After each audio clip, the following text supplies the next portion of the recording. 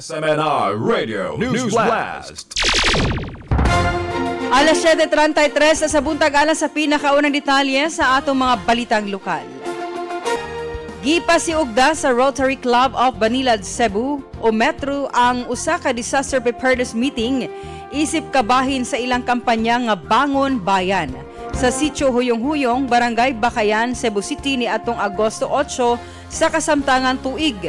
Gipanguluhan ang kalihukan nila Hana Cadavero ug Mike Osmeña, Presidente o Vice Presidente sa Rotary Club Metro.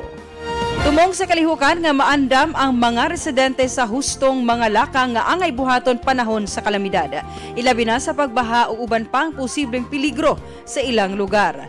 Gipasiug daw usab ang kamahinungdanon sa pagkahibalo sa early warning signals, evacuations procedures ug pag-andam og emergency supplies aron mapanalipdan ang kinabuhi o kaluwasan sa komunidad. Ang Barangay Bakayan usa sa mga lugar nga hilabihang naapektaran sa pagbaha niadtong niaging tuig. Hinungdan nga gipakusog karon ang mga inisyatibo alang sa disaster preparedness ug community resilience.